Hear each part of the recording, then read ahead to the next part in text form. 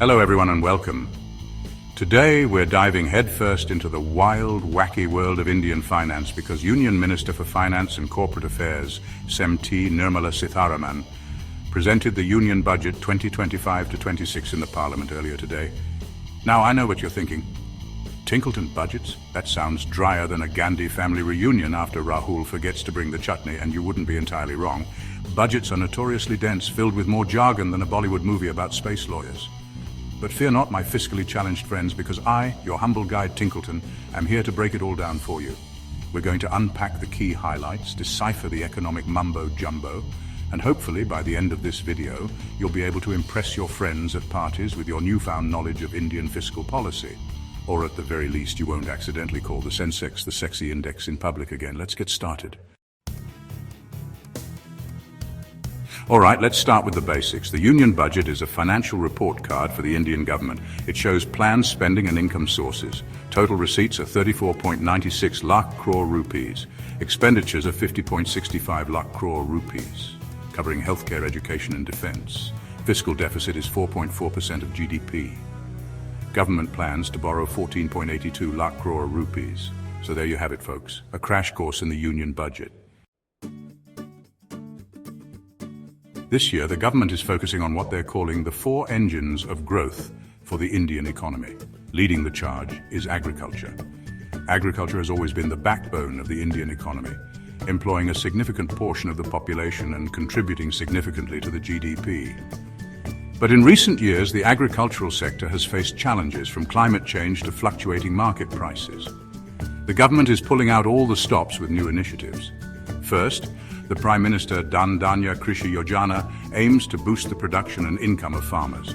Next, a program to boost the production and marketing of fruits and vegetables ensures fair prices for farmers and access to fresh produce for consumers. Finally, the National Mission on High-Yielding Seeds promotes the development and distribution of high-quality seeds to farmers. Next up in our engine room of economic growth, we have the MSME sector, those scrappy, entrepreneurial, small and medium-sized enterprises that form the backbone of the Indian economy. MSMEs are like the auto rickshaws of the Indian economy. They might be small, but they're nimble, adaptable, and they always find a way to get the job done. But even the most resilient auto rickshaw needs a tune-up every now and then, and that's where the government's new initiatives come in. They're streamlining the classification criteria for MSMEs, making it easier for these businesses to access government schemes and benefits. Next, they're introducing customized credit cards specifically designed for micro-enterprises. These credit cards will provide much-needed financial support, allowing these businesses to invest in their growth and expansion.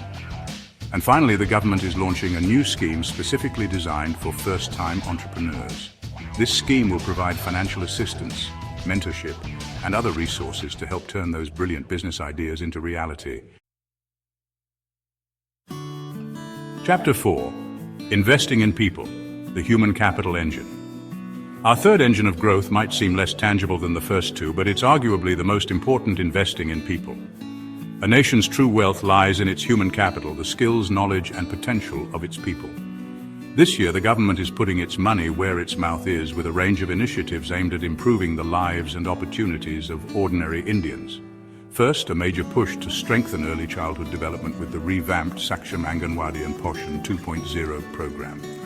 Next, a significant investment in education with a focus on expanding access to digital learning and improving the quality of education in government schools.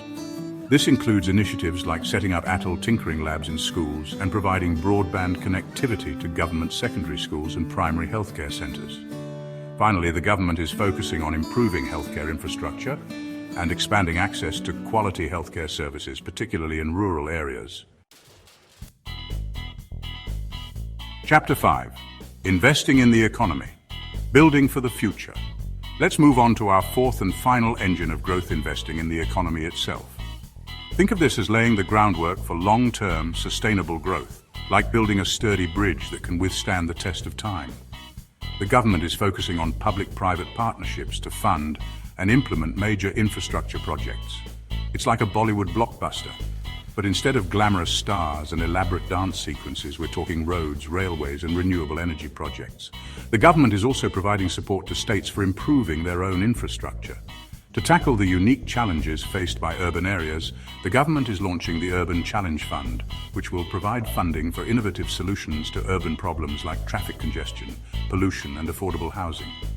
Think of it as a competition for cities to come up with the most creative and effective solutions to their urban woes, with the winners getting a nice cash prize to make their ideas a reality. Chapter 6. Investing in Innovation. The future is now. Let's talk about something near and dear to my heart: innovation. In today's rapidly evolving world, a nation's ability to innovate is crucial for its long-term success. The Indian government is making a significant push to foster a culture of innovation and research within the country. Leading the charge is a massive 20,000 crore rupee allocation for research, development, and innovation initiatives. This funding will support a range of initiatives, from funding cutting-edge research projects to providing incentives for startups and businesses to invest in R&D. The government is also launching the Deep Tech Fund of Funds, which will provide capital to startups working on cutting-edge technologies like artificial intelligence, biotechnology, and renewable energy. To attract and retain top scientific talent, the government is introducing the PM Research Fellowship, which will provide generous scholarships and research grants to the brightest minds in the country. Let's move on to our seventh engine of growth: exports. India has always been a trading nation dating back to the ancient spice routes. Boosting exports is crucial for economic growth and job creation. The government is launching the Export Promotion Mission to identify and promote key sectors, providing marketing support to Indian businesses looking to expand overseas, and streamlining the export process. Bharat TradeNet, a digital platform, will facilitate international trade, connecting Indian businesses with global buyers and suppliers, making it easier to tap into new markets, promoting Global Capability Centers, or GCCs. Offshore centers by multinational companies for various functions, from IT and software development to research and customer service. Chapter 8. Reforms. Fueling the engine. No discussion about the Indian economy would be complete without addressing the elephant in the room: reforms. India's economy has long been hampered by bureaucratic red tape, outdated regulations, and a general lack of ease of doing business. In recent years, the government has taken significant steps to address these issues, and the 2025-26 budget continues this trend with a focus on financial sector reforms. First, the FDI limit in the insurance sector has been raised to 100%. This move is expected to attract more foreign investment into the insurance sector, leading to increased competition, better products and services for consumers, and hopefully, lower premiums for everyone. Next, the introduction of a partial credit enhancement facility by NaBFID will provide credit enhancement to infrastructure projects, making it easier for them to secure funding. To improve access to credit for small borrowers, the government is introducing a Grameen Credit Score framework, developing a standardized credit scoring system for borrowers in rural areas. Chapter 9. Direct tax: the taxman cometh or not. Let's move on to everyone's favorite topic: taxes. But don't worry, this won't be as painful as a root canal. The 2025-26 budget brings good news for taxpayers. If your income is below 12 lakh rupees, no income tax. For higher incomes, the tax rates are more progressive. And yes, 30% is still a lot, but it's something. Chapter 10. Indirect tax: the silent moneymaker. Let's talk about the less discussed but equally important sibling of direct taxes: indirect taxes. These are taxes levied on goods and services, and they play a crucial role in government revenue generation. The 2025-26 budget brings significant changes to the indirect tax landscape, with a focus on rationalizing the customs tariff structure. The government is simplifying the customs tariff structure, reducing the number of tariff slabs and making it easier for businesses to navigate the import-export process. This is expected to reduce compliance costs for businesses and make Indian products more competitive in the global market. The budget also includes some good news for consumers, particularly those relying on imported drugs and medicines. The government is providing relief on the import of essential drugs and medicines, making them more affordable and accessible to those who need them the most. So there you have it, folks, a whirlwind tour of the key highlights from the Union Budget 2025-26. We've covered everything from the estimated receipts and expenditures to the government's focus on agriculture, MSMEs, and investing in people and infrastructure. We've also delved into the exciting world of innovation. explored the government's plans to boost exports, and deciphered the complexities of direct and indirect taxes.